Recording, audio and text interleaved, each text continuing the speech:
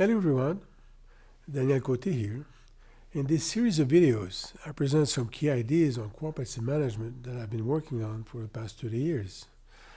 In this third video, I specifically address the new cooperative paradigm and the psychological ownership strategy. This concept has been gaining ground in marketing over the past 20 years as an underlying factor in consumer behavior. What is it? And why does psychological ownership exist?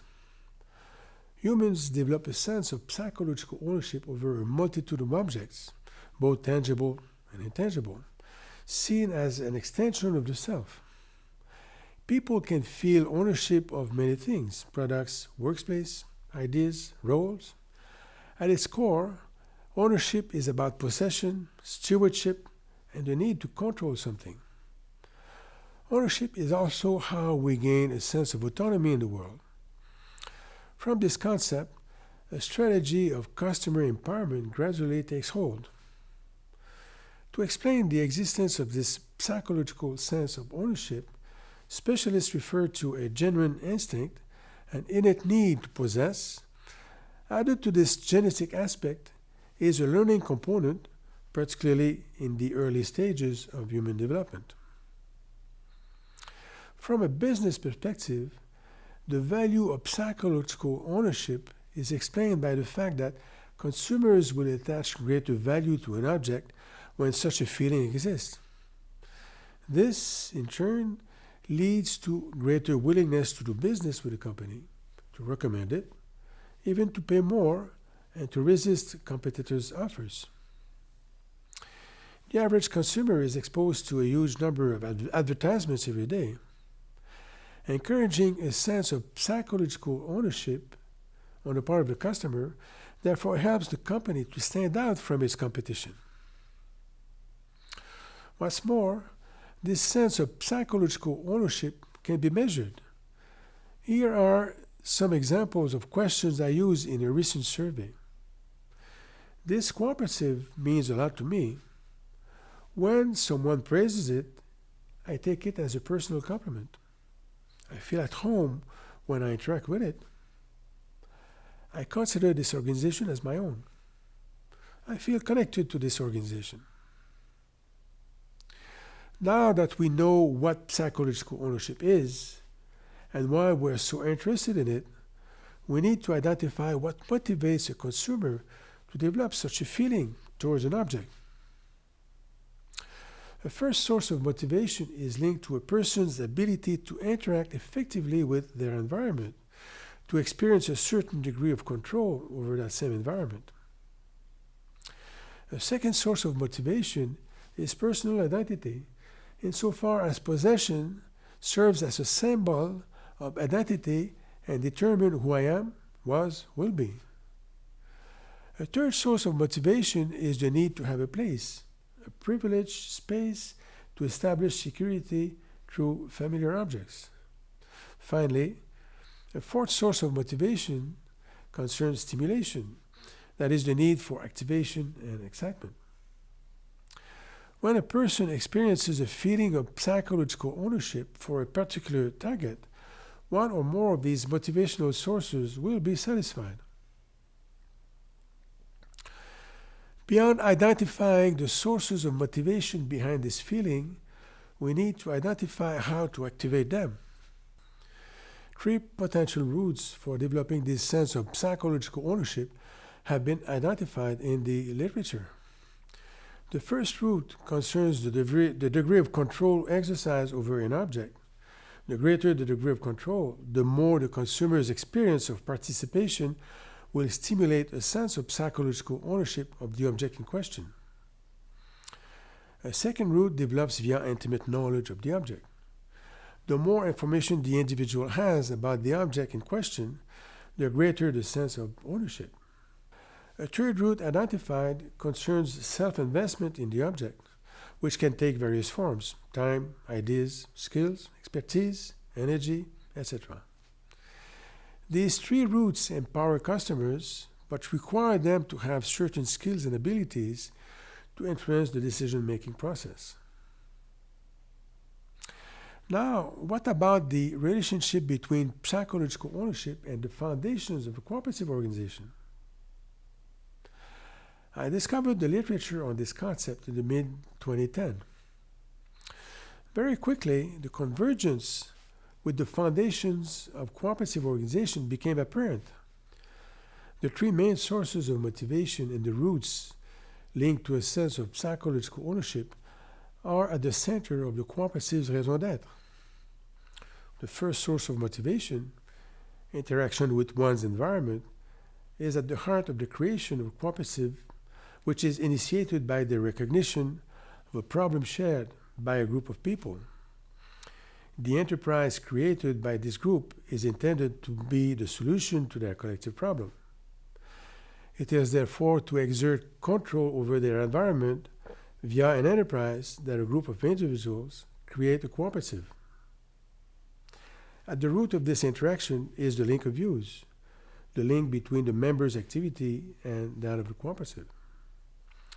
The second source of motivation, the identification with the cooperative, is facilitated by this same link of views.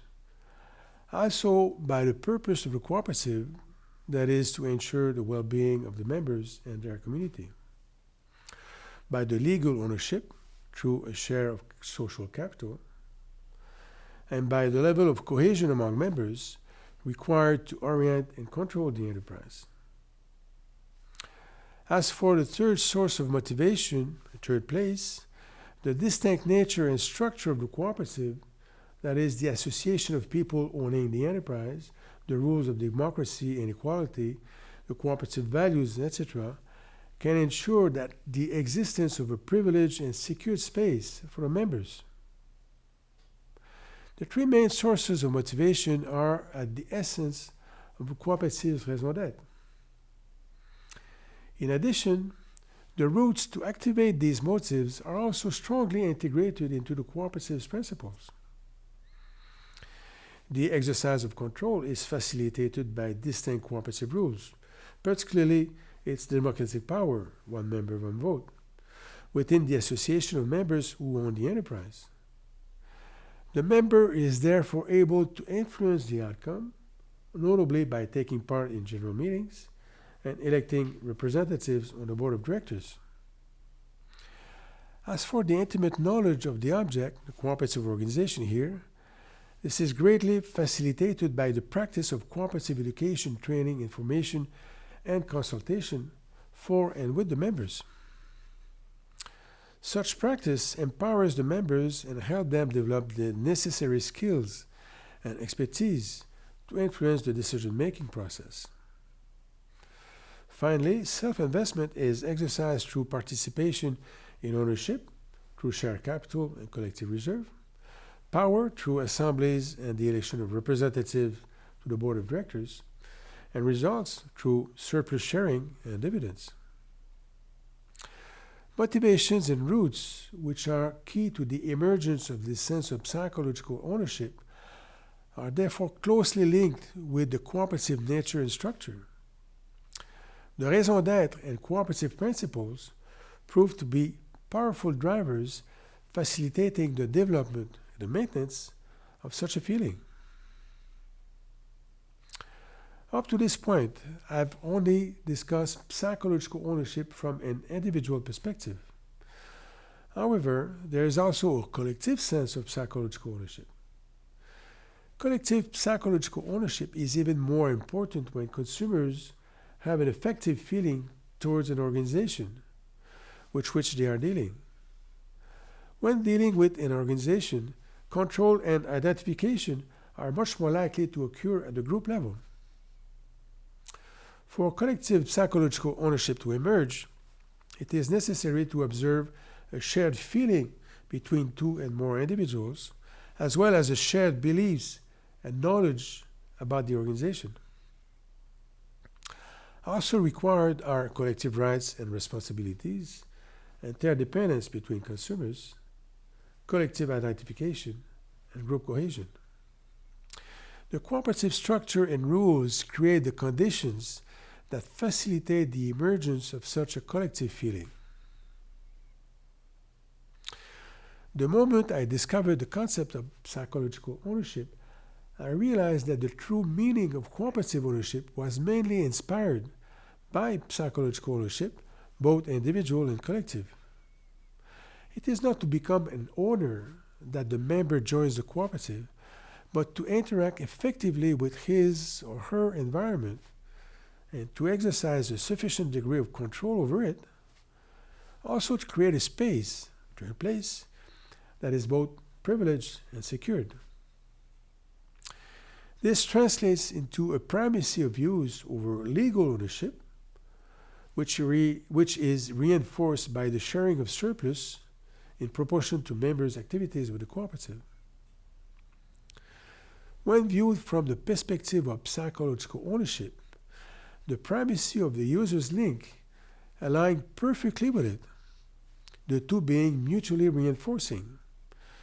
The member's genuine interest in his cooperative is therefore fundamentally based on this sense of psychological ownership, while collective action is facilitated by the collective sense of psychological ownership. At this point, the question of sustainable competitive advantage linked to this individual and collective sense of psychological ownership needs to be addressed. There is no doubt that the cooperative organization, compared with the private enterprise, has a significant advantage regarding this feeling of psychological ownership. As I demonstrated in this video, both the nature and structure of the cooperative and its raison d'être focus on the key motives and roots that give rise to a sense of psychological ownership. No such thing exists for the private enterprise. The cooperative, therefore, enjoys a competitive advantage, while its own structure, values, and principles, seen as a resource, are valuable, rare, and difficult to imitate in relation to this sense of psychological ownership. In conclusion, I'd like to briefly return to the idea of identity crisis that I presented in my first video. I end this video with the idea that this identity crisis can be resolved through the development of a new cooperative paradigm, which the concept of psychological ownership I've just presented illustrates perfectly. The factors I identified to address the changes impacting the members' associations are the initial motivation linked to market conditions of abuse, which no longer exist for today's members. The large size of membership and the resulting abstraction of the association of members, while a large percentage adopt free rider behavior and no longer participate in collective action. The absence of cooperative education and the loss of meaning of cooperative ownership. At the enterprise level, isomorphism, both competitive and institutional, is driving the cooperative to adopt orientations, actions, and methods increasingly like those of private enterprise. What happens now when viewed from a different perspective? Seen from the perspective of psychological ownership, at any stage in the cooperative's development, the sources of motivations linking members to their cooperative are intrinsic and connected to an innate need to own and control. It's a potential always open to development as long as the member is in relation with his cooperative. Furthermore, cooperative principles need to be reinterpreted as routes for activating these sources of motivation. While cooperative education is non-existent when there is an identity crisis, it becomes highly strategic when approached as a route enabling the development of a sense of psychological ownership. What's more, beyond the individual approach, collective psychological ownership limits free rider behavior and strengthens members' participation in collective action. Finally, to limit the effects of isomorphism, particularly normative isomorphism, managers must recognize the advantages of cooperative organizations, notably the added value for both member and the cooperative associated with a feeling of psychological ownership and the impact on member behavior, that is loyalty intent, recommendations, even willingness to pay more, and resistance to competitors' offers. It is therefore highly appropriate to revisit the foundations of a cooperative organization as illustrated in this third video. The strategy based on psychological ownership demonstrates the relevance of cooperative identity as a means of strengthening competitiveness and competitive advantage. This is what the shift to the fourth quadrant and the new cooperative paradigm illustrates. Thank you for listening.